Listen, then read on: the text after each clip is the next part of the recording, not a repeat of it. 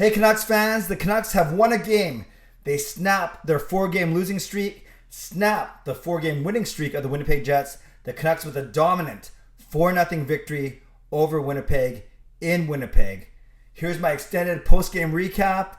Here's what I liked, here's what I didn't like, and here's one other thing. Oh, before I do that, I want to give a shout out to my Hall of Fame members, Jens95, simalexander, Just Incredible, nucksfan number 29, and Lucas Gates. Thank you for your support, and thanks to the support of all my members. You're all listed in the description of this video. If you want to become a member of this channel, press the join button underneath any of my videos, including this one, or click the memberships tab on my YouTube channel. Okay, now let's get to what I liked, what I didn't like, and one other thing. What I liked, obviously I liked the play of Thatcher Demko, stopping all 27 Winnipeg Jets shots that he faced. Some of them were really, really good saves too. And you know, it just I wouldn't say he was going to get a shutout, because I'll get to that in a second. But you could just tell that he was dialed in and that he was going to have a really good game right from the very start. And there's some games where it feels a little antsy, it feels a little scrambly, whether it's the skaters and or the goaltender. But it never felt like it today. It felt like Demko was in complete control,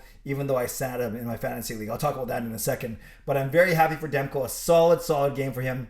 Like I said, making all 27 saves, stopping all 27 shots that he faced. So I loved Demko's play. I like the fact that the Canucks were very disciplined. Only one minor penalty, and they killed off that penalty. So that penalty was to Adam Gaudette. But yes, just one power play for the Jets, and they did not convert. So I like the Canucks penalty kill. And if we stay on the special teams theme, not bad. 1 for 2 on the power play. Actually, I didn't like the Canucks first power play unit, but I'll talk about that in the proper section. But I did like the Canucks second power play unit. At least that was the one that resulted in a goal. I like the fact that the Canucks blocked 15 shots of the Jets, which was really, really good. And I like the fact that all 3 goals were off of deflections. Granted, the first goal was deflected off a Winnipeg Jets player, but I like the fact that, yes, indeed, that all 3 goals, especially the second and third goal, came off of really good deflections, really good plays by Canucks. By Canucks forwards. The first one, or the second goal of the game, was a deflection by JT Miller off a Nate Schmidt point shot, and then the third goal was a Niels Hoglander deflection off a Tyler Myers point shot. So those defenders getting the secondary assist, of course, and then you have the forwards scoring the actual goal. So I think that was a really, really good. I don't know if the Canucks practiced it between, on their nice 3-day break, which I think was very helpful to them. But regardless, it was really good to see that the Canucks got those goals, and they're goals from in front of the net, right? You can't deflect it if you're off to the side. So those goals were all based in front of the net. So it's kind of cool to see Schmidt's goal go off a Winnipeg Jets guy, and then Schmidt. So all 3 goals were generated by the blue liners shooting from the back end, from the blue line. One goal going off a Winnipeg Jets player caught, the other 2 deflected by Canucks players in front of the net, which is one place that they needed to go more to get more of those greasy goals. You wouldn't call deflections greasy goals necessarily, but at least they're going to the net to put themselves into a position to make those deflections. Then you look at the score sheet. Pettersson had a secondary assist on one of the goals, and then he scored the empty netter. So boom, he's got a 2-point game there. Also, Brock Besser with an assist on the empty netter. I heard a stat now you have Hughes, Miller with his goal. I think you have Hughes, Miller, Besser, and Pettersson all at the 20-point mark, which is really, really good. I heard Shorthouse say that they're the only team that have 4 20-point scorers in the league so far. It's pretty good. Canucks have played the most games in the league, but still, that's a nice stat. It speaks to at least the good offensive side. Yeah, it must be Hughes, Besser, Miller, and Pettersson. I don't think Horvat's at 20 points just yet. So 2 points for Pettersson, 2 points for Nate Schmidt, of course, a goal and an assist. And then you had some secondary scoring, which is nice. And Niels Hoglander, I'd call him a secondary scoring, and then Nate Schmidt, of course. And then right across the board, no minuses, obviously, because the Canucks did not let a goal in.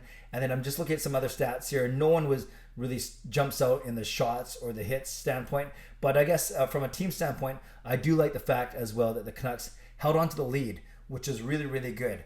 They were outshot badly in the third period, but you never felt like the Canucks were in danger of losing that game.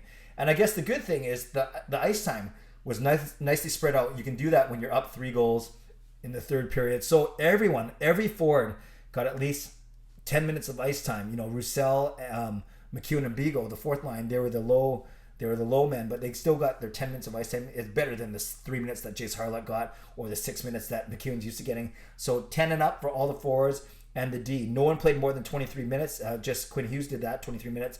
And then Edler played 21, but the other 4 guys played, guys played under 20 minutes. So it's good because there's not a lot of special teams, so you can roll all 3 D pairings. You can roll all 4 lines without the power play or penalty kills to mess that momentum up. So I think it's good. And it makes sense that you want to spread out your ice time given that you're playing the exact same team 24 hours from now. So all good things. So many good things, of course, in a 4-0 win. 3 things I didn't like. 2 of them are actual Canucks things, and one of them is because I'm an idiot. So I didn't like the first power play unit. No big deal because the second power play unit capitalized. No big deal because the Canucks won the game. But definitely the first time that the Canucks had a power play, their first unit couldn't even get in the zone. 3 or 4 foiled attempts, and then they weren't much better on the second attempt. So I'd like to see the first power play unit to be a little sharper, but that's not no big deal. And then I didn't like the fact that the Canucks were outshot so badly in the third period. But again, I still don't think that's the end of the world either. You don't expect them to go out and try and aggressively increase their lead. Rather, they protected the lead, and at least they didn't fold and crumble. Demko had a lot to do with it, but the Canucks played well defensively throughout the entire game, including in the third. The other thing I didn't like, I joked about this on Twitter. I have a fantasy team that I'm winning my league. I'm doing really well. I'm winning my league despite bonehead decisions like tonight. I scratched Connor Hellebuyck.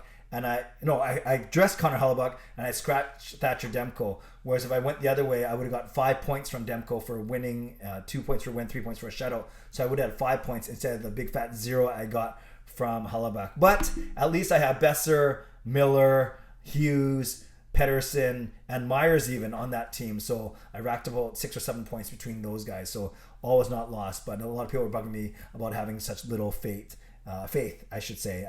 But yeah, Demko, it's not like he's played lights out yet, so I think I was okay in my decision. I'd much rather have it where I dress a Winnipeg goalie but the Canucks win. Imagine going the other way if I dress a Canucks goalie and the Canucks lose, so you can see where I don't feel that bad. And one other thing, okay, Ottawa beat Calgary again tonight, so I'm convinced that we can catch Calgary. I really think that can happen, and we get to play against them a few times. It's not a guarantee, but I think it's possible. So now the question is, can the Canucks catch the Montreal Canadiens?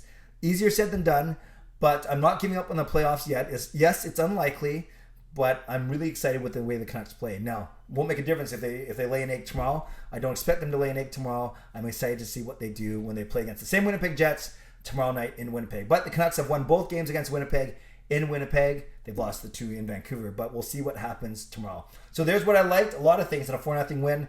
There's a couple things I didn't like, including my bonehead mistake in my fantasy pool.